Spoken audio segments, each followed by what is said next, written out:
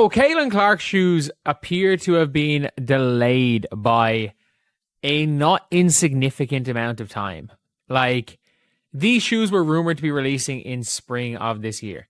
Again, at the end of the day, the only people that know for a fact whether or not they were meant to be released in spring are Nike. Maybe that there's also rumors that, you know, the people that said that it was coming out in spring were actually wrong and it was always coming out during the... Watch his face when he says that. This isn't speculation anymore. We're talking about Caitlin Clark's signature Nike shoe. It was originally scheduled for a spring 2025 launch, and now it's been pushed all the way back to the holiday season. And if you think that's just a routine product delay, you're missing the bigger picture. Nike owns a stake in the WNBA. They have access to internal league dynamics, real-time data, and behind-the-scenes insight. A move like this doesn't happen randomly. When they delay a release of this magnitude, it signals they may be anticipating something the public hasn't seen unfold yet. Can't really have it release at the same... Like, if you release at the same time as the KD's, LeBron's, it'll be kind of drowned out. So, we're now at the stage that the Caitlin shoe... Like, if you guys don't know, Nike are one of the investors in the WNBA. Nike have an ownership stake in the WNBA. So, they kind of know what's going on. And based on everything we've seen, based on when they released the merch, based on the fact that they were holding off on some merch that Caitlin Clark was wearing when she went to Nike, based on the fact that Nike rolled out the red carpet for her, you would assume that it was at least going to be announced soon. It was at least... Here's the business reality that makes this move so important. Performance basketball shoes aren't just lifestyle drops. Most people buy them to actually hoop in them. And in that world, timing is everything. High school seasons begin in November. College basketball tips off in early November too. By the time a shoe lands in stores during the holiday window, most serious players have already locked in their pair for the year. They're not sitting around waiting for a late release. So the real question is this. Why would Nike, a brand that practically wrote the playbook on sports marketing, intentionally bypass the prime launch window for a performance basketball shoe? As a shoe. And everyone being like, oh, you know, they need to get it right. Let's be real. If it wasn't, like, if something's wrong with it now after 2 years, something's going to be wrong with it when it's released. If this is a quality issue, it means the shoe's fucked. But I don't think it is. I think it is literally just Nike realized that there might not be a season. And if there's no season, you might as well release it at the holidays where people have their most money. Because let's be real, like, they released the NBA player shoes during, unless it was, I think Shea's might have been released All-Star Weekend, his Converse ones, but like, they get released at the start of the season. Why? Because that is when, you know... The pricing strategy makes this even harder to ignore. The shoe is reportedly launching at $140. For comparison, Sabrina's signature Nike line debuted around $110, and Aya Wilson's pair came in at a similar range. That means this release is entering the market at a noticeably higher price point, and it's doing so outside the start of any major basketball season.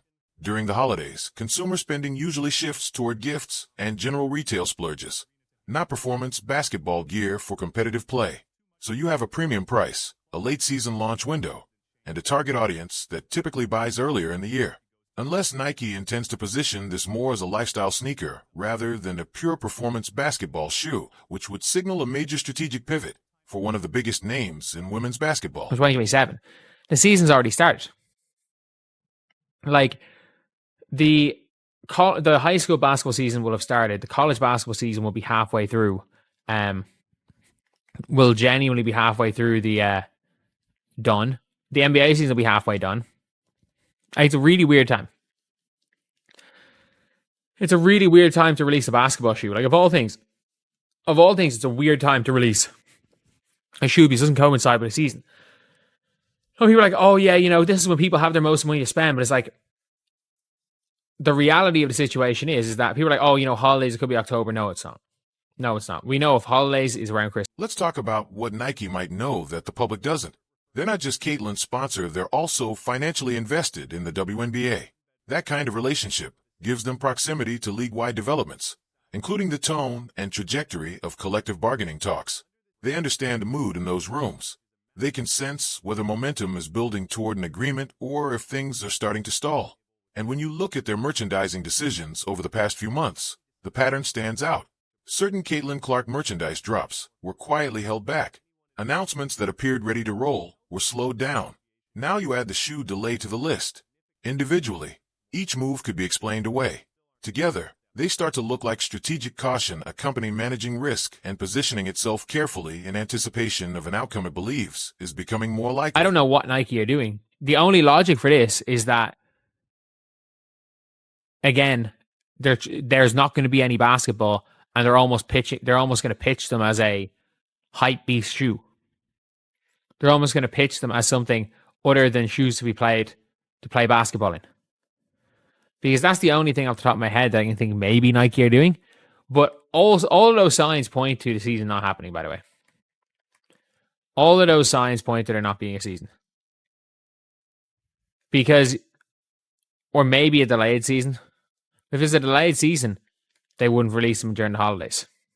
I don't know. It is really, really concerning.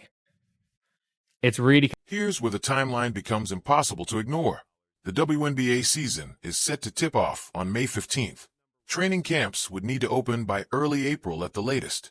For that to happen smoothly, a new CBA realistically needs to be finalized and signed by early March, giving teams enough time to prepare, organize rosters, and handle logistics. Today is February 20th. That leaves negotiators less than 2 weeks to strike a deal, get it approved by the Players Association, and clear the runway for the season. And yet there's nothing. No reports of major breakthroughs. No optimistic soundbites from either side. No controlled leaks signaling progress. Just silence. And in high-stakes negotiations like this, silence isn't always neutral. Sometimes it's the calm before difficult news. Oh, like we're now at the stage where, like I'm at the stage where I've said it plenty of times. I thought there was like a 90% chance of the season happening. I'm now at the stage in my mind where I'm like, the odds of the WNBA season happening are on time are 30%. 30% the season happening on time. I would say 51% the season happening at all. I also think that there is I would say maybe 40% chance of the league shutting down. There never being another WNBA game again. Now think about what happens if March 5th arrives and there's still no agreement in place. Around that same window, Team USA is expected to begin training camp for upcoming international competition. Can you imagine the Players Association finalizing a CBA without having Caitlin Clark, Paige Buchers, Angel Reese, or other headline stars present for the final stages of discussion? The optics alone would be brutal.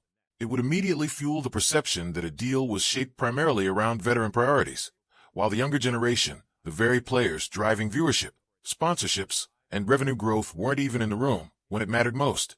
That's not the kind of agreement that creates long-term stability. It's the kind that sparks backlash. And if early March arrives without a signed CBA, we're not just talking about a minor delay to the season. We could be staring at something far more serious. Done. It means there won't be really anything done. I know nobody in the PA is on that Team USA team, but like, could you imagine the PA signing off on a deal with all the main players like your Angel, your Paige, your Caitlin not in attendance? But yeah, look, it is what it is. It's a tough situation. It is a really tough out situation to be in when it comes down to it for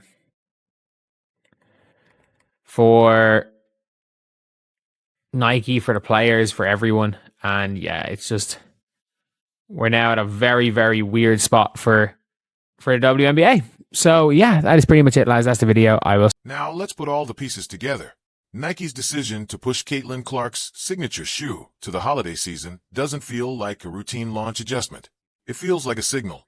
And the signal suggests they're bracing for the possibility that the WNBA season may not start in May as scheduled. Think about the alternative. If Nike were confident the season was tipping off on time, the ideal move would be an April launch. Caitlin debuts the shoe on court. National broadcasts amplify the exposure. Play drives demand. Demand drives sales. That's how signature sneakers are supposed to roll out, aligned with the athlete's biggest competitive platform. The 2024 playoffs delivered record ratings, largely fueled by Caitlin Clark's impact. Her rookie season brought the league a level of mainstream attention it hadn't seen in years. So why would Nike sidestep the marketing goldmine of her sophomore campaign, unless they weren't sure that campaign was happening? The holiday window only makes sense under one major assumption. There may be no season to attach the launch to. In that case, the strategy shifts. The shoe becomes more lifestyle-driven. A gift item. A celebrity product powered by name recognition rather than on-court moments. It's not the optimal play, but it's a protective one if the alternative is sitting on unsold inventory during a shutdown. And here's what raises eyebrows. Nike has misread trends before consumer taste, fashion waves, cultural moments. But when it comes to decisions tied to information they're positioned to understand, especially as a league investor, they rarely move blindly. They're close enough to the situation to gauge the temperature. If they're adjusting strategy this dramatically, it suggests they view the risk of a delayed or canceled season as real. The broader implications are massive. If there's number 2025 season, it's not just lost games. It's lost momentum. 2024 was a breakthrough year. Ratings climbed. Attendance surged. Rivalries became cultural talking points. The league had finally captured sustained national attention. Remove the follow-up season, and that momentum doesn't pause, it fades. Sponsors who invested expecting continued growth may hesitate. Casual fans who tuned in during the surge could drift back to other leagues. The story shifts from the WNBA is rising to the WNBA stalled its own moment, and that narrative can quietly progress over time. There's also the player dynamic. Stars like Caitlin Clark, Angel Reese, Cameron Brink, and Paige Buchers have options. International play, endorsements, brand building. Younger stars with leverage can weather uncertainty differently than veterans relying heavily on league salaries. If a season is canceled, the balance of power inside the league shifts in unpredictable ways. At the heart of the stalemate appears to be revenue sharing. Players want a larger share of league revenue. Ownership points to profitability concerns. Both sides have defensible positions, but what's often overlooked is opportunity cost. Every day without a deal is a day the league isn't building on last year's momentum. Every week that passes increases the risk of fans disengaging. Nike's shoe delay feels like a warning light on the dashboard, not dramatic, not loud, but flashing. A major corporate partner adjusting its strategy in case the season doesn't tip off. That's not emotion. That's risk management. So the real question becomes, if early March arrives without a CBA, what happens next? A delayed start? A full cancellation? A last-minute breakthrough? We're close to finding out. And based on Nike's positioning, optimism doesn't seem to be driving their strategy. What do you think happens if the season is canceled? Does the league rebound? Or does this stall its mainstream surge? Let me know your take, because this story is far from over.